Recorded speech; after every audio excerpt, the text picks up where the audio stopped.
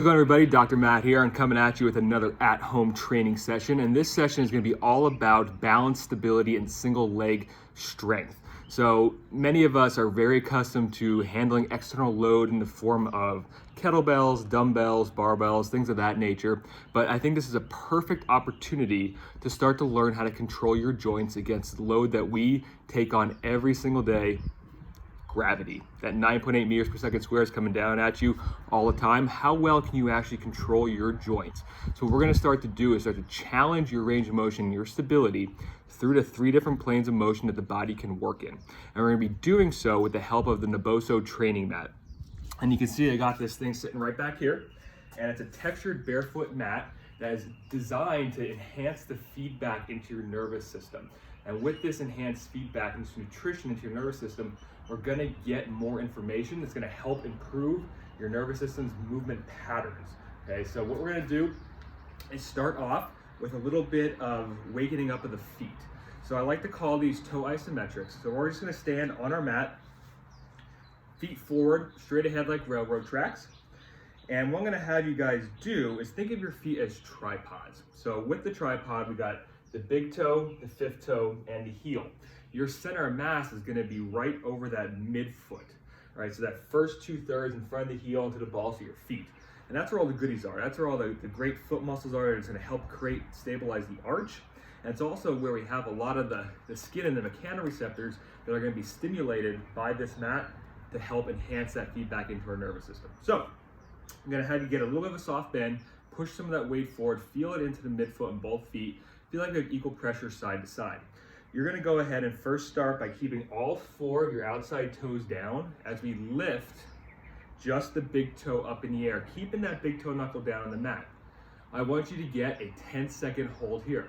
After our 10-second hold, we're gonna put that big toe down, keeping pressure over that big toe knuckle, lift the other 4 toes up off the mat.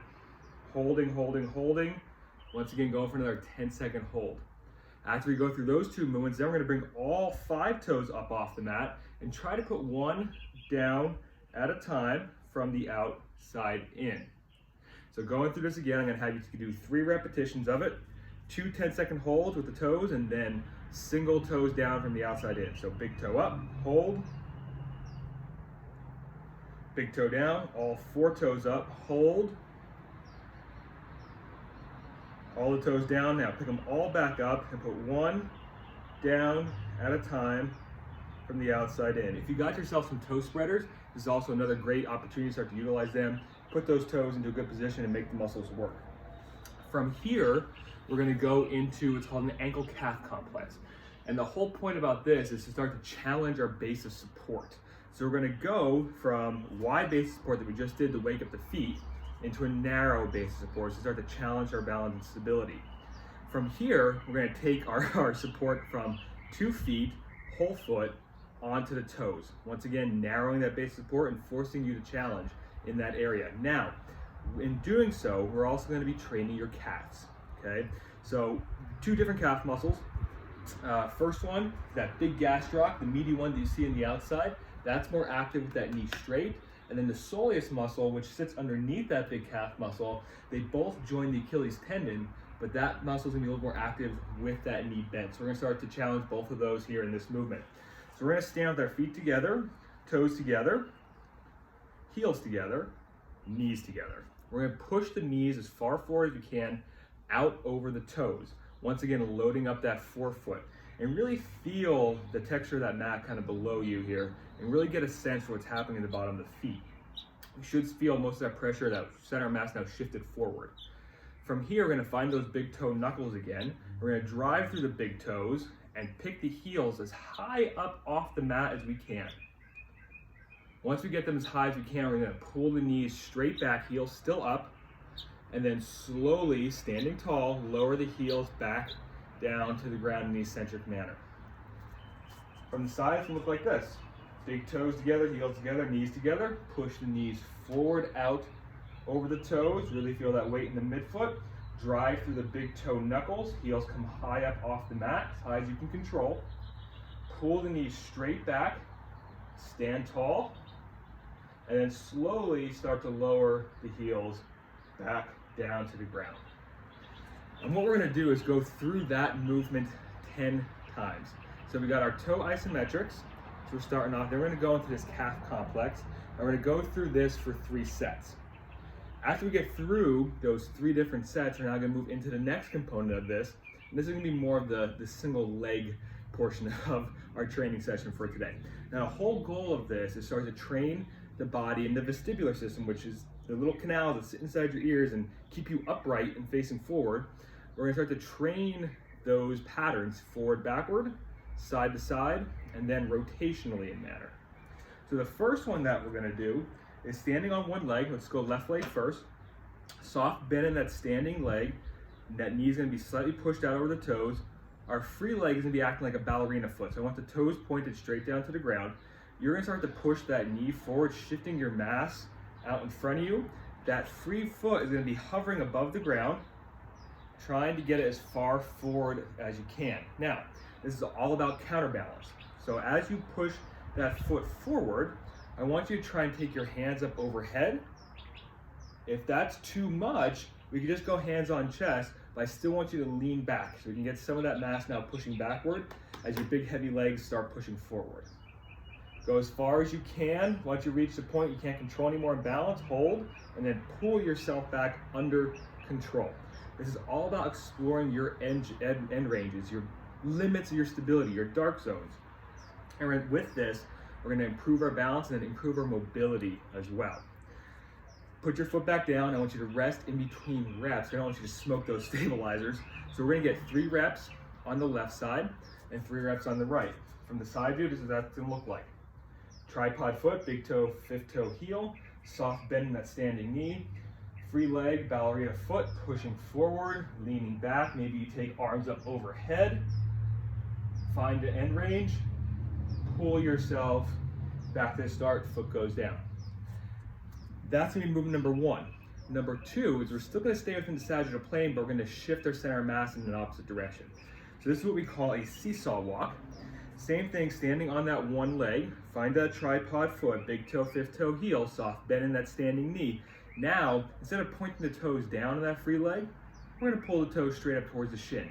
From here, I want you to push back, almost like you got like a load of groceries on your chest and you gotta push your car door shut. So what we're gonna do is drive that free leg heel back to the wall behind us, soft bend in that standing knee, keep that heel turned out, which is gonna keep this hip internally rotated and extended. So driving back, shoulders and hips should stay square. Maybe take your arms out like airplane wings, got a big wingspan like mine. Once you find the tension in the hamstrings, use that to pull yourself back up to standing. So you remember those old birds that would like dunk their head in water? That's essentially what we're doing here. We're counterbalancing, taking the leg backward now and trunk forward. And it's gonna be a great movement for your hamstrings to help you find those and create some stability in your knee. Once again, from the side view here, tripod foot, free leg, toes pulled up towards the shin, driving that hip, that heel back behind you, keeping the hips squared up. That free leg hip is gonna be pointing down towards the floor, arms out like airplane wings, find tension in the hamstrings, and then pull yourself back up to standing. Really dig the feet in to pull yourself back up. So we've got our forward reach, we've got our seesaw walk, and that's gonna take care of our sagittal plane, our forward, backward. Now we're gonna go into our frontal plane, which is our side to side motion. We've got 2 different variations for you here, depending on where you're at or what you would like to work on. The first one that we're gonna do is just like our forward reach, we're gonna be doing a side reach with our free leg. So standing on one foot, big toe, 5th toe heel, tripod foot, free leg, it's gonna be reaching out to the side now. So ballerina foot, soft bend that standing knee, push it out, reach, reach, reach, reach, reach as far as you can go as you sit down. This is really gonna load up this hip. So if that foot is now reaching out to the right, so I'm on my left leg, my hands have now got to reach opposite direction and start to counterbalance. Find the limits of your range and then pull yourself back up. Wobbles are okay. Allow for them, acknowledge them, they're there. That's just your body, find that end range, perturbing itself to find stability. You can work on that reaching motion like we just did, like the forward reach, side reach, or we can turn this into a lateral lunge. Same thing, Taking that free leg now, pushing it out to the side, but this time we're gonna put the leg down, drop the booty down, and really load up this front foot. So this knee is completely straight.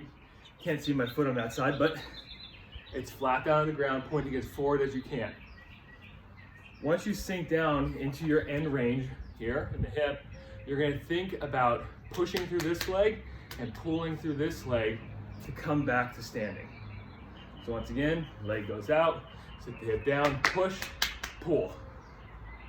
If you want to add a little bit more to this, you can push that leg out, drop it down, take your right hand, reach it around, left hand reaches up towards the sky, towards the ceiling, push, pull, and then come up into a step up. So this is going to, once again, challenge your single leg balance. Now from the side, look like this. Step that leg out, get into a nice big lunge, knee forward, loading up the front foot, knee straight on this leg. Take the right hand, reach around, hand it to the ceiling, bent leg, knee, and foot. We're gonna push off of, pulling with that straight leg into our step up. Knee up, toe up. Hold, put the foot back down. With those, so far, we're gonna be getting 3 different repetitions per leg. And it's actually okay to alternate back and forth if you want to. So far, as I take a breath here, we got our forward reach, our backward seesaw walk reach, our lateral lunge or our lateral lunge twist with the recovery. And now we're gonna be moving into our rotational plane. So this is where the hips are now gonna be swiveling right and left. So this is gonna be what's called a curtsy lunge. Same thing, we're gonna have our foot flat down, tripod foot, and now instead of going forward, backward, or to the side, we're gonna reach that leg around us, right behind us now. So we're kind of crossing the hips. Keep that soft bend in the knee. We're actually gonna push it forward just a little bit. Free leg, pointed toes, come around. Give yourself a kickstand up on that back toe.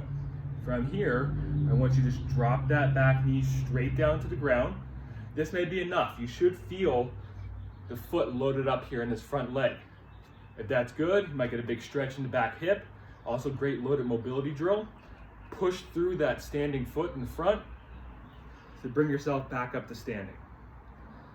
Swing it around again, drop the knee down, kickstand, drive, back up to standing. Now, if you want to add a little bit more of a flare to this and try to wind yourself up even more in that transverse plane, that rotational plane, you can kick that leg around, give yourself a kickstand, drop the knee, take my right elbow, if it's my left leg, reach it to the ground, opposite elbow reaches towards the sky. Well, essentially what we're doing here is trying to push our chest into our knee and create space here, winding up the pelvis and putting a big stretch to the hip. Big breath in and out.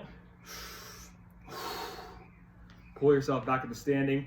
I like to alternate legs. We're gonna go back and forth there until we get 5 on each side. Now, we're working hard, right? I'm out of breath already. If you can get outside, perfect opportunity to do so. Get out in nature, get some sunlight, get some vitamin D while you work out, stimulate the bottom of your feet. But we're gonna bring this all together now into a squat pattern, okay? What I want you guys to be able to feel is the connection between the foot and the hip. If your foot isn't already fatigued and the hips aren't already telling you something, we're doing something wrong here, okay? So by this point, you should feel that connection so far, but now we're gonna bring it together into a squat pattern. So how we're gonna do this is get onto our mat again. We're gonna go about hip width, distance apart, maybe shoulder width, depending on your mobility at this point. And we're gonna find the tripod feet again. Putting those knees forward, we're gonna have some weight over the midfoot, but now this time we're gonna take our hands, reach them under our toes. What we're gonna do here is create tension through the system by pulling up on the toes, big toes pushing back down, shoulder blades pulling down and back. From the side, you're gonna see that this is gonna load up my posterior chain and give me a good spine position. Pulling up on the toes. See how we get that thing, shoulder blades pulled back, get our spine nice and set. Big toes down. You're going to use this tension you just created in your hips to pull your hips straight down to the ground, elbows staying straight inside the knees. Find tension by pushing your hips back up towards the sky. Once you find that tension, we're going to reset and pull yourself straight back down to the ground. Now, your range of motion does not need to look like mine. Go to the point where you can control. And over time, this will start to open up. This is called a tension squat. So as you pull yourself down, I want you to think about your breath. I want you to inhale on the way down. Exhale on the way back up. Inhale on the way down. Exhale on the way back up. We're going to go through 10 repetitions, moving through the range of motion that you can control today. I don't expect you to get to where I'm at. Over time, this is going to start to improve with your intention and with your frequency and consistency. Now, what we're going to do intermittently in between these sets of tension squats are taking the hands away from the feet and just trying to use our own body weight. Trying to recreate that tension that we just did with the tension squat and pull ourselves down into a good squat position. Once again, find your stance. A little bit of toe out's okay as long as we have pressure over that big toe knuckle. Usually taller people, longer femurs like me, we're gonna need to go a little bit wider, a little bit more turned out, totally fine. Think about breaking something out in front of you. Inhale, exhale, pull that rib cage down. You're actually gonna allow the knees to come forward, load up those feet, and think about pulling yourself straight down as slow as you can, to as low as a position as you can get. And then drive through, pushing your body away from the ground, back up to standing. And we can go through 5 repetitions of these. So we're gonna get 10 tension squats and 5 freestanding slow air squats. From the side, let's go from a little bit of a corner position here. Look like this. Pulling yourself straight down to the ground. Inhale, exhale, drive yourself straight up. As you can tell, I'm already sweating. This is a great workout to 1, get the heart pumping, but 2, start to work on your limitations. So being able to explore your body, discover your movement. Where are you limited? What are some areas, some planes, some ranges of motion you can't get into comfortably? And we start to work them. Use this as a self-experiment, an assessment. Okay? And then we can now use this as a learning opportunity to grow and evolve and teach our nervous system and our body to adapt. And that's the whole idea, right? Constantly pushing the needle forward in the right direction, constantly making improvements. We're not standing still. We don't like complacency. We don't like mediocrity. Get out there, explore your movement. Have a wonderful day.